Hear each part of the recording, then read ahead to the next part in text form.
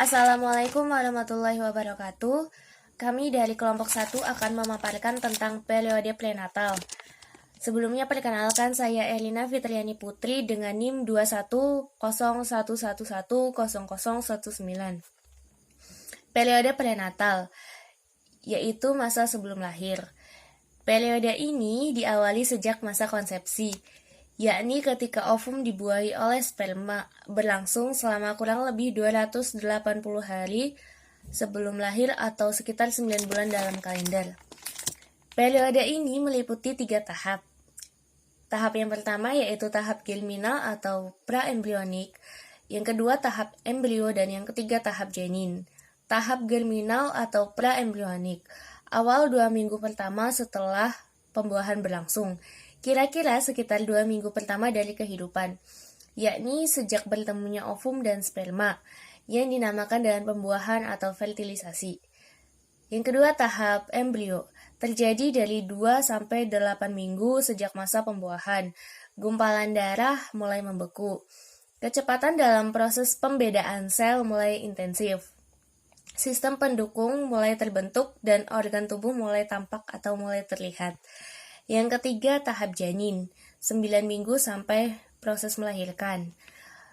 Di tahap janin ini terbagi menjadi 3 trimester. Trimester sendiri didefinisikan sebagai periode 3 bulan yang berhubungan dengan siklus dan kehamilan.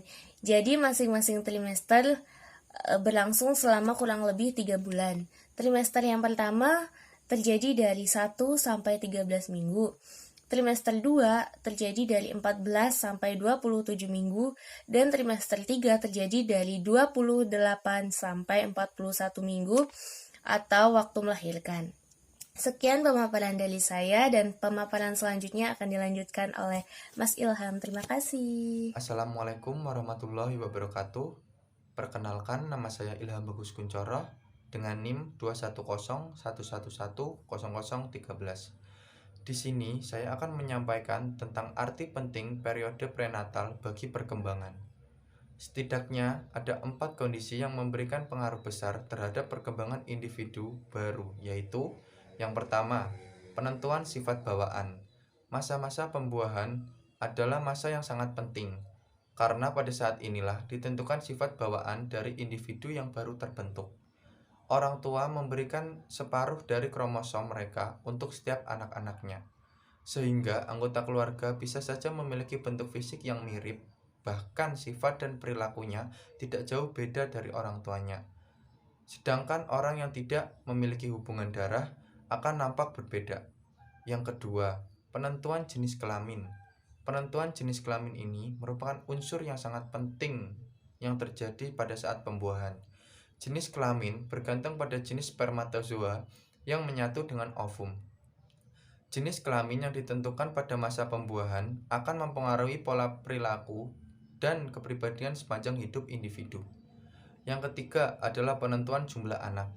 Penentuan ini merupakan hal penting ketika pada masa pembuahan, apakah janin itu tunggal atau mungkin kembar. Yang keempat adalah penentuan posisi urutan anak. Posisi anak dalam urutan ini memiliki pengaruh mendasar terhadap perkembangan selanjutnya. Sikap, perilaku, dan peran yang diberikan orang tua sesuai dengan urutannya dalam keluarga mempunyai pengaruh terhadap kepribadian dan pembentukan sikap anak.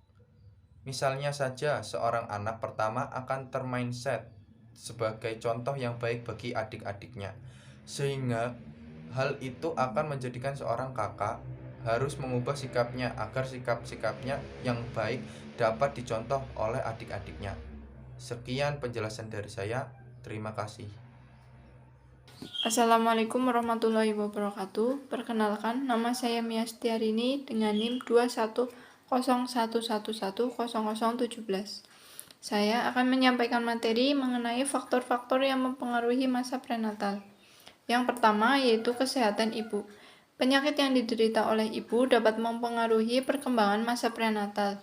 Seorang ibu yang mempunyai penyakit kronis seperti jantung, paru-paru, TBC, kencing manis, dan lain sebagainya dapat menyebabkan bayi terlahir dengan cacat. Yang kedua yaitu gizi ibu. Perkembangan janin tergantung pada gizi yang dapat pada makanan yang dikonsumsi oleh ibu. Oleh karena itu, seorang ibu harus mengkonsumsi makanan yang mengandung cukup protein, vitamin, lemak, mineral, karbohidrat untuk menjaga kesehatan sang janin. Yang ketiga yaitu pemakaian bahan kimia oleh ibu. Bahan kimia yang terdapat pada obat-obatan atau makanan yang dikonsumsi oleh ibu dan berada pada peredaran darah ibu hamil dapat menimbulkan efek samping baik pada fisik maupun metabolisme tubuh janin. Bahan kimia dapat mempengaruhi perkembangan janin dan juga mempengaruhi lingkungan di dalam rahim ibu. Yang keempat, yaitu keadaan dan ketegangan emosi sang ibu. Ketika seorang ibu merasa ketakutan, cemas, khawatir, dan emosi lainnya yang mendalam, terjadilah perubahan psikologis yang mampu mempengaruhi keadaan janinnya. Terima kasih. Wassalamualaikum warahmatullahi wabarakatuh. Saya Okti Meliani dengan NIM 21011110025. Saya akan menjelaskan tentang masa bayi baru lahir atau masa neonatal. Pada masa ini, bayi mengalami permulaan kehidupan, yaitu dari individu yang tidak lagi menjadi parasit dalam tubuh ibunya. Pada masa ini, kondisi bayi adalah sangat lemah atau tidak berdaya, tapi lama-kelamaan bayi akan membaik. Ada periode di dalam masa neonatal yaitu periode partunet, yaitu di mana kurang dari 15 atau 30 menit saat janin keluar dari rahim ibunya dan sampai dipotong tali pusatnya. Nah, periode ini juga termasuk periode yang sangat berbahaya ya, karena bayi yang tadinya perkembangannya sangat pesat di dalam rahim atau di dalam masa prenatal, kemudian perkembangannya terhenti ketika lahir. Tentunya berat badan bayi akan menurun, tapi lama-kelamaan berat badan bayi akan kembali membaik.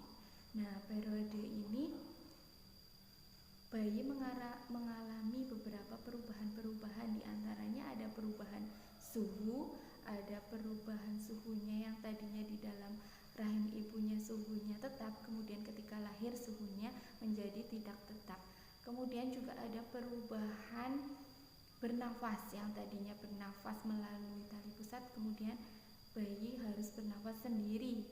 Juga tentang asupan makanan, yang tadinya melalui tali pusat, bayi juga harus mencari makan sendiri. Nah, itu akan menimbulkan refleks-refleksnya mulai tumbuh, seperti refleks menghisap dan mencari.